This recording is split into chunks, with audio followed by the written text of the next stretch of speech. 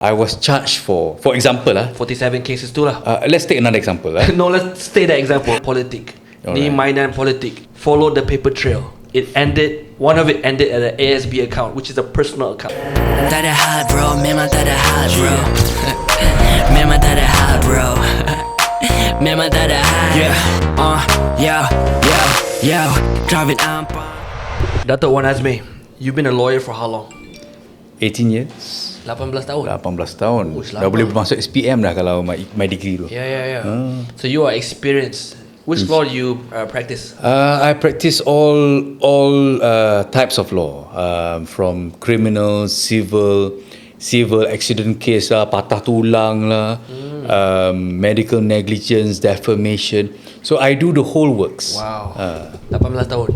So baru-baru ni seorang wakil rakyat dijatuh hukum, penjara 10 tahun, denda 10 juta sebab ada case of CBT, money laundering and what was it? Pecah amanah. Correct. A lot of people on social media right now, if you look at the comment section, compare macam mana yang case 47 boleh lepas, tapi yang ni yang 4 case laju kena sangkut. Sangkut. What's your take on this case? Okay. I think the whole scenario is a bit different tau. Okay. First, the case where let's look into the processes in. Kita cakap bahasa Melayu lah. Bahasa Melayu. Kita bahasa Melayu. Okay. Kita tengok kat proses dekat mahkamah ni okay, ataupun kita tengok sistem kat Malaysia. Sistem kat Malaysia ni kita ada polis. Pihak polis kerja dia siasat. Dan kita ada orang yang mendakwa. Alright. Kerja dia dakwa. And dia ada kuasa dakwa, dia ada kuasa tarik balik dakwa. Okay. Dan kita pihak yang ketiga ni yang dipanggil judiciary, pihak kehakiman. Dia boleh buat keputusan yang sama macam AG. Yang mendakwa tadi tu. So bila dalam kedua-dua kes ni adalah dua kes yang berbeza. Kes yang pertama ialah kes yang mana telah dituduh, masuk perbicaraan, prima facie dan ditarik balik oleh AG. Okay. Tarik balik AG ya. Yang untuk kes wakil rakyat kita is a case yang bicara penuh dan diputuskan oleh mahkamah. Okay. So that's the thing that most people tak faham. Okay. At least you hear sebagai orang yang pakar, objektif. Explain more. That means yang 47 case ni sebenarnya tak pernah masuk lagi dalam bicara. No. Tak pernah. Sudah. 47 okay. case ni. Dia begini ya. Keputusan untuk melepaskan ataupun menjatuhkan hukuman boleh dibuat oleh mahkamah. Correct. Keputusan untuk melepaskan sahaja, bukan menjatuh hukum boleh dibuat oleh ketua ataupun AG, Attorney General. Attorney General can tarik balik kes tu one day before keputusan. AG has that power. He has that power. So case 47 ni AG tarik handbrake. Tarik handbrake. Kenapa AG tak tarik handbrake case yang wakil rakyat ni? Okay, itu tak ditanya lah Cap. Itu kena tanya dia lah. Right or not? Kuasa AG ni boleh dapat arahan dari orang luar tak? Well, influence atau arahan? Well, if you look into the constitution perlembagaan kita menunjukkan yang Peguam negara ni dilantik dan mempunyai kuasa dia sendiri. Dia boleh bertindak sendiri, dia ada budi bicara dia sendiri. The AG. The AG. So when you say in terms of sama ada orang boleh menundukkan ataupun memberi arahan, dari segi perlembagaan tak sepatutnya. Okay? They're independent. They should be independent. Alright? Now, kalau dimaklumkan sama ada adakah dia mempunyai niat yang lain, Allahualam lah. Sebab budi bicara tau, Kat. And budi bicara, you can say I don't like his face, you can say that he is good, you can say he's innocent. Budi bicara. Then comes to the second issue. Takkan budi bicara ni boleh exercise bila-bila. So isu budi bicara ni boleh dibuat secara mutlak ataupun tidak. Yang boleh tentukan ialah sebenarnya mahkamah.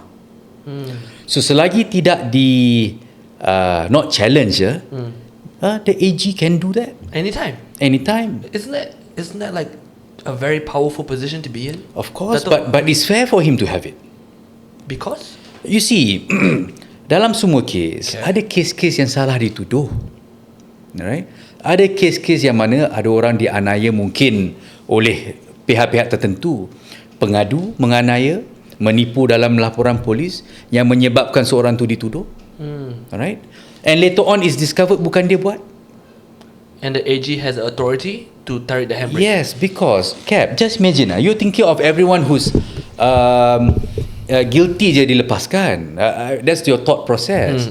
But innocent people are let off by the AG all the time because ada orang yang buat keterangan palsu yang diketahui hanya di mahkamah. Kenapa tak boleh biar mahkamah tentukan benda tu? Boleh.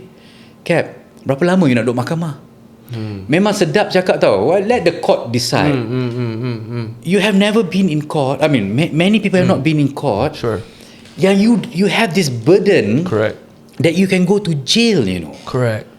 And a case mahkamah ni bukan habis 3-4 hari, Cap. Habis 3 tahun, 4 tahun. Our Saddiq has to go for appeal. That's mental torture. Sure. And what if through all the process tu you menang?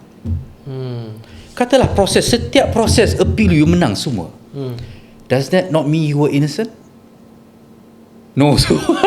I mean, yeah. Yeah, right. of course you're innocent. Correct. But do you have to take the whole process until 8 tahun, 12 tahun? And I handled cases. Okay. I've handled cases in my 18 years. I've handled cases daripada year 1 until year 8 pun ada. Uish, 8 years 8 tau. tahun nak settle. Yes, because we got appeals, ada Okay, rayuan. so what would cause for the AG to be involved?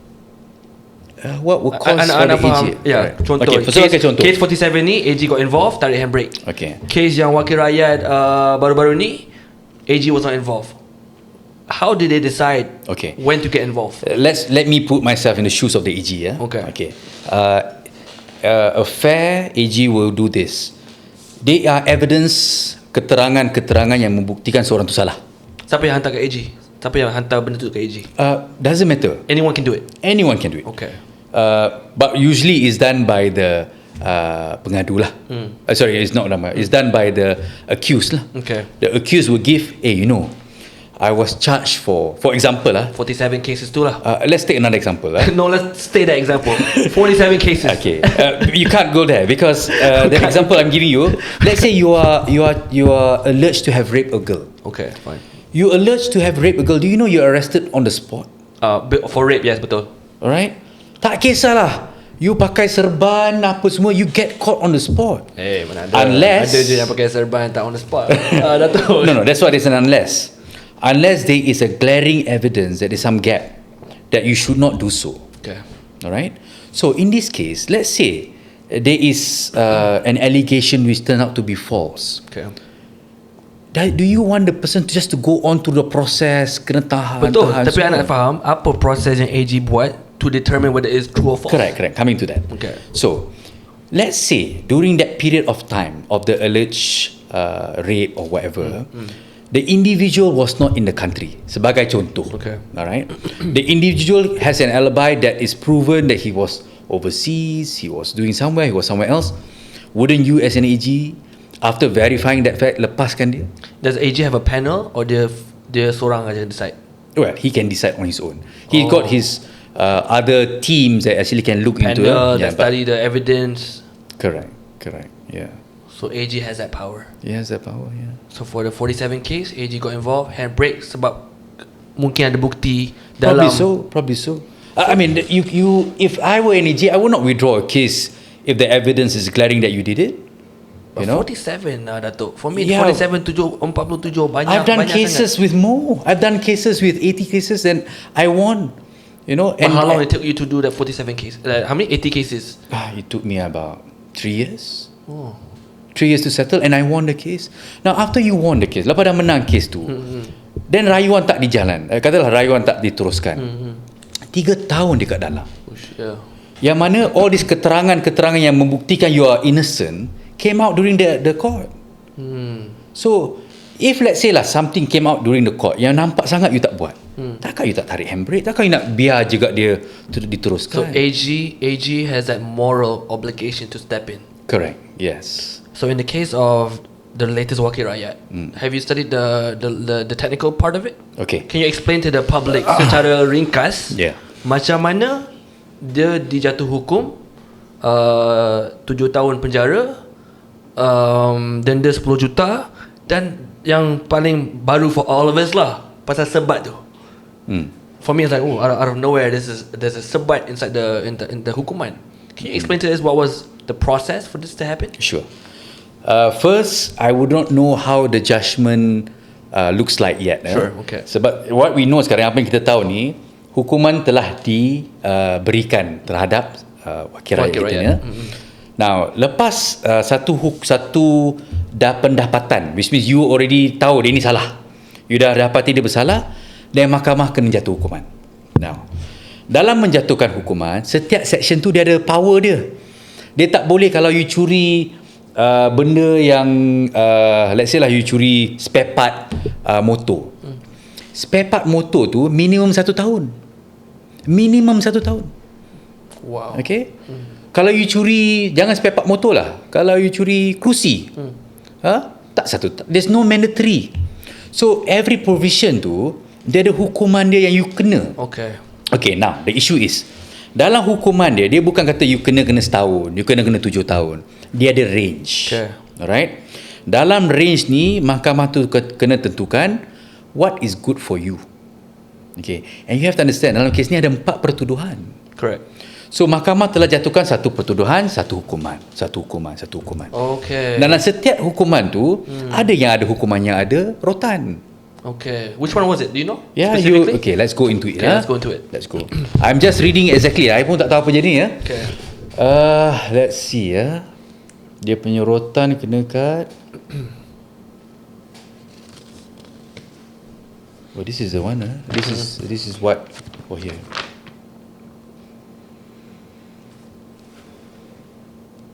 Pecah amanah. Okay, pecah amanah, dia kena rotan kat sini. Menyalahgunakan sumbangan parti pun kena 1 sebatan.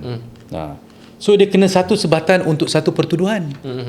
Tu yang campur-campur jadi 2. Okay. Isu keduanya, adakah mahkamah boleh memberi 1 hukuman sebatan? Now let's look. Okay. Kita pergi for example I brought the section. Ini dia kena di bawah section 40 berlaku sebab pecah amanah. Let's see Pecah amanah is under section 403 Okay. This is the provision Whoever dishonestly misappropriates, converts for his own use, dispose any property shall be punished. Kena dihukum with imprisonment for a term which shall not be less than 6 months. Okay. And not more than 5 years. Okay. And with whipping. So that provision. Yeah. So macam mana hakim nak buat benda lain? Kan dah provision. Dia bukan ikut hati jatuh hukuman. Bukan. It's in the provision. Dia dah tulis for this crime. Yes. This is what happens to you. Correct. So that was the sebat. Betul. And untuk hakim nak kasih sebat yang paling kurang, peruntukan bawah section 403 tak cakap you boleh kena buat 10 ke 20, tak cakap. So here, and whipping. So berapa kali you nak whip? Kalau ditulis sini and whipping cap. Kalau your discretion, if you want to whip someone on a sentence, you don't want him to macam, you tak nak seksa dia, you nak dia learn a lesson je. Sure. So how many times you want to whip? So the minimum was given. So minimum untuk 1 pertuduhan tu 1 rotan. So dia ada 2 pertuduhan yang ada rotan. So kenalah 1-1. Paling minimum yang hakim boleh kasih. Okay, so he got the minimum. He got the minimum for the rotan. Okay. And then the penjara. The penjara tu atas budi bicara hakim lah tu.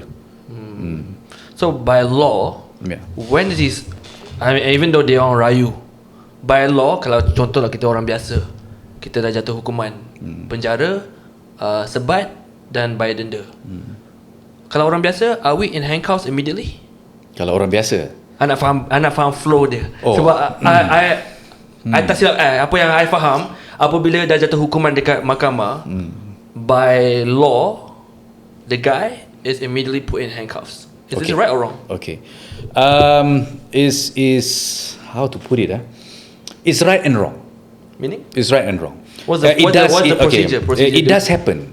It does happen. Yang mana after a case habis terus tangkap. Terus kena gari. Kena gari. You have to go. Ada juga kes-kes yang dibenarkan macam kes wakil rakyat kita dibenarkan untuk tunggu rayuan. And bergantung again kepada budi bicara. Contoh kalau orang biasa, let's say I jatuh hukum, can I terus merayu? Definitely, yes. So I don't have to be in handcuffs lah. You don't have to. Every Malaysian has this yes, right? Yes. True. Interesting. Every Malaysian has this right. So not see, that's the thing that some people don't understand. At least we have this conversation. Yeah. We assume that not every Malaysian have the right to merayu. Kena hukuman, that's it. Handcuffs, go to jail. Tapi sebenarnya every Malaysian has cuma that right. dia ada price ada harga price untuk merayu. To bail or to is it called? Okay. Like for you to not be in handcuffs. Yeah. Isn't there a price tag to it? Okay. What happens is this bila you merayu, katalah satu hukuman dah kasih you're supposed to go to jail already. Immediately actually So if you don't appeal, kalau kita tak rayu, you have to go inside. Fair? Appeal comes with a cost. Appeal comes with a cost. What cost? I heard. Correct me if I'm wrong. Contoh kalau dia punya denda is 5 juta atau 10 juta. Nak rayu kena settle that cost dulu. Okay. I understand what you mean. Yeah, is this true or false? It's true and not true lah. It's discretion. Oh, I see. Okay. At whose discretion? The judge's discretion. Okay. Alright. So what happen is bila kita merayu, technically you dah kalah. Okay. Bila you dah kalah, you patut masuk jail. Okay. You dah tahu you are supposed to go to jail. Okay. Cat, tak ada peluang ke you nak lari? Semua orang ada peluang. Yeah. And don't you think everyone, I as a judge want to make sure I secure your attendance? Kan? What if you lari? So how do I secure your attendance while being fair to you? Okay. So either you pledge something to me, which is the court, yang mana kalau you lari, I ambil benda ni untuk burnkan. I burnkan your security. Then you akan rasa rugi lah. The deposit lah, macam security deposit. Correct. And that is the cost I think you're referring to now. Okay. You have to put amount, and that amount tu depends on the court. Okay. Kalau mahkamah kata, okay lah, this one I kira 10 juta you kena bayar tau denda. 9 juta lah. So technically, kalau you tak bayar tu, you tak keluar. You will stay inside.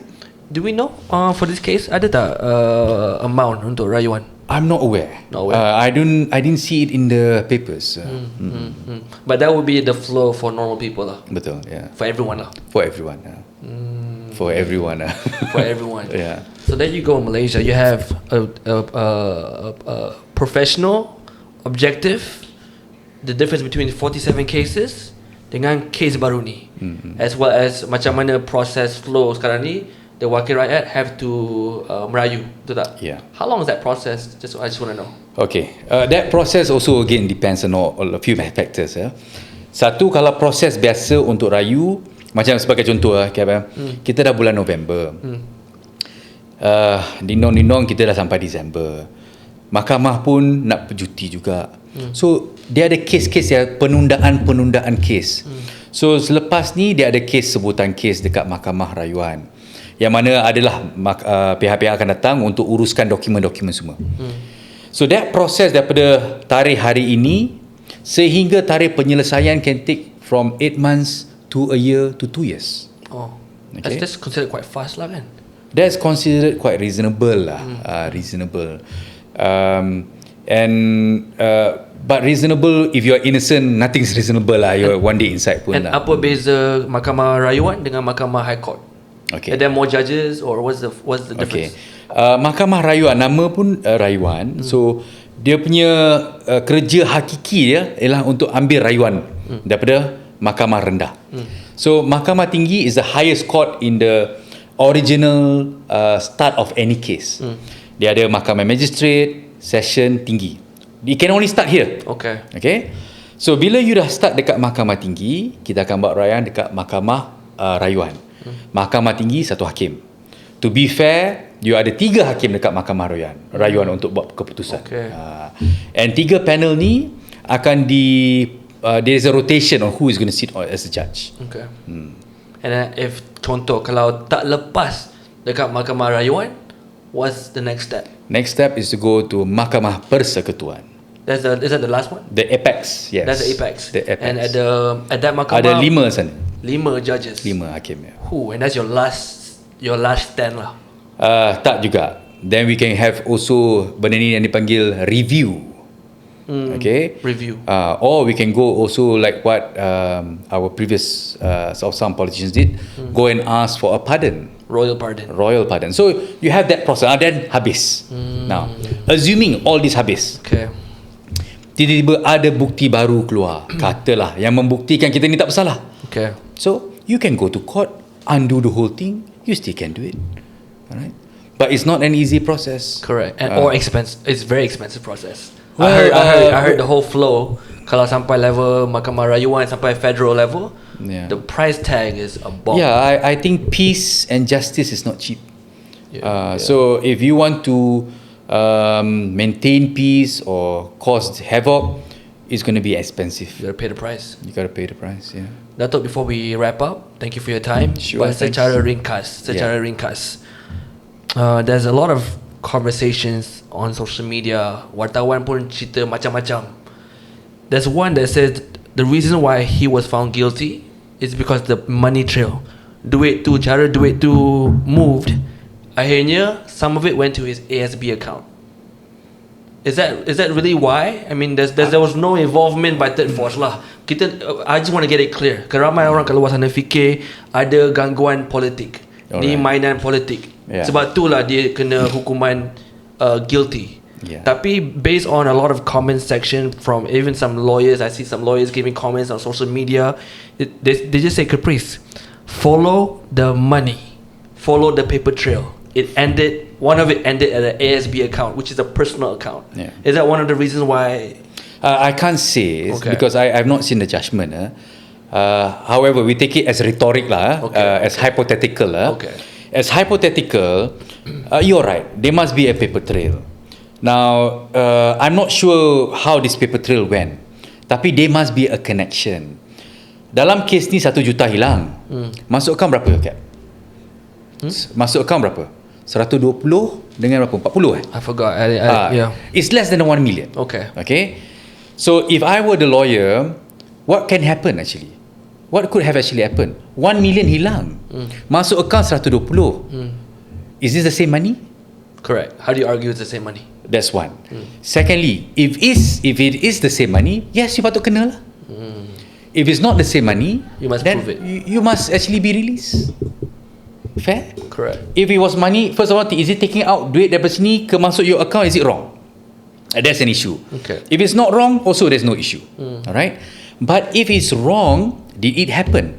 Because this one somehow in the charge landed in his account. But is that so? That's or not? I wouldn't know. Okay. This one we have to look back at the judgment of the judge.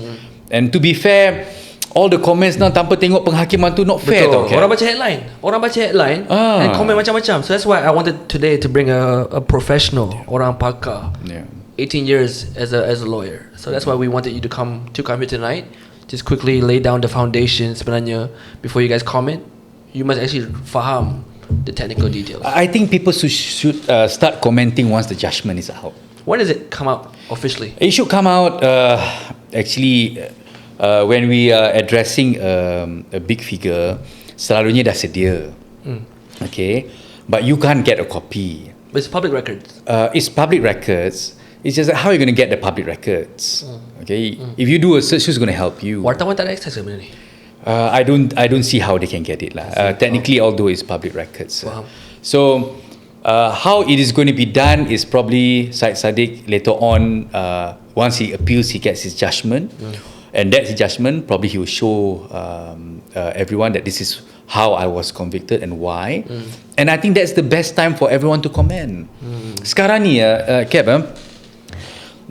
to judge him wrong or not wrong, it's too early. But when you say it's too early, Yeah. but people always say, tunggulah mahkamah, jangan tuduh lagi. Yeah. Ni No, Mahkamah dah jatuh hukuman. Yeah, too early because if you want to comment, oh salah lah kenapa 47, kenapa ni, if you want to comment on that, wait for the judgment. The official paper Yes, judgment. then you can see better the court, because right now when you say you're imputing that the judge had done something wrong or was Correct. influenced. Ramai komen macam tu. Yeah, which is not fair on the judge tau. Katalah dia betul-betul buat atas evidence. You know, and you are saying that tak fair. Correct. You know, of course, if he was not fair by just doing it because there was influence, I agree. Yeah. But how to determine I that? think sebabkan most of the comments suka compare with the 47.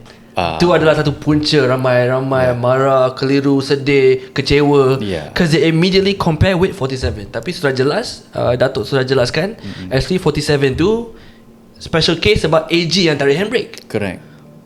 AG, there you go guys. For 47 case, Attorney General pulled the handbrake. Correct. Case closed. However, for kita punya wakil rakyat ni, there was no AG involvement. There was no handbrake pulled. It went all the way sampai jatuh hukuman guilty.